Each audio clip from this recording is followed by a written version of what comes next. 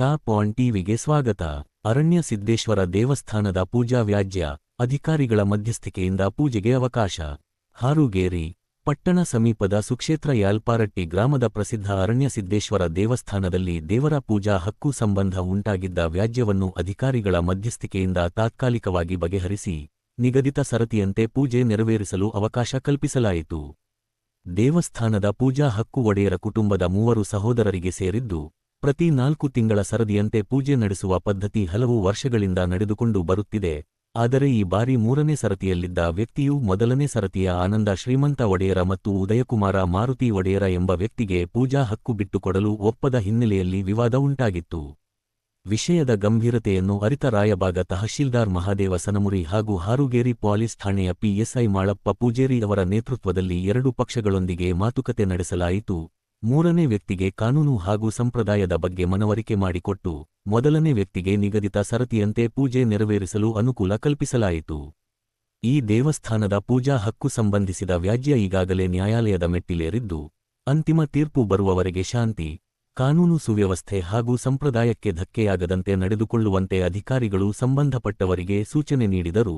ಈ ಸಂದರ್ಭದಲ್ಲಿ ದೇವಸ್ಥಾನದ ಅಧ್ಯಕ್ಷರಾದ ಅಮಿತ ಕವಟಕೊಪ್ಪ, ಸುನೀಲಗೌಡ ಪಾಟೀಲ, ಮಹಾದೇವ ತೇರದಾಳ, ಅಶೋಕ ಗುಡೋಡಗಿ, ಇನ್ನು ಹಲವಾರು ಟ್ರಸ್ಟ್ ಸಮಿತಿಯ ಸದಸ್ಯರು ಹಾಗೂ ದೇವಸ್ಥಾನದ ಸಕಲ ಸದ್ಭಕ್ತ ಉಪಸ್ಥಿತರಿದ್ದರು. ವರದಿಗಾರರು ಕಿರಣ್ ಕಾಂಬಳೆ, ಉಪ ಸಂಪಾದಕರು ಟಾಪ್ ಆನ್ ಟಿವಿ ನ್ಯೂಸ್. ಯಲ್ಪಾರಟ್ಟಿ ಮತ್ತು ಯಮಲಾಪುರ ಊರುಗಳ ಏನು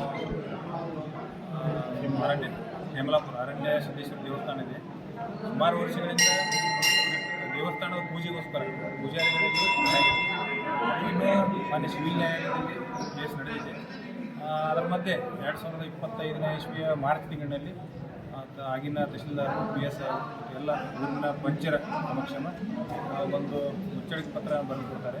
ಆ ಮುಚ್ಚಳಿಕೆ ಪತ್ರದಲ್ಲಿ ಏನು ಬರ್ತಾರೆ ಅಂದರೆ, ಏನು ಪೂಜಾರಿಗಳಿದ್ದಾರೆ 3 ಟೀಮ್ ಮಾಡಿ ಪ್ರತಿ 4 ತಿಂಗಳಿಗೊಮ್ಮೆ ಅವರು ಬದಲಾಗಬೇಕು. ಒಂದೊಂದು ಟೀಮಿಗೆ 4 ತಿಂಗಳಂತೆ ಪೂಜೆಯನ್ನು ಅವರು ನೇಮಿಸ್ಕೊಳ್ತಾರೆ. ಅದರಂತೆ 3ನೇ ಟೀಮ್ದವರು ಅವರು ನಿನ್ನೆ ಪೂಜೆ ಮುಗಿತು. ಅವರು 1ನೇ ಟೀಮ್ನವ್ರಿಗೆ ಪೂಜೆಯನ್ನು ಬಿಟ್ಟುಕೊಡ್ಬೇಕಾಗಿತ್ತು.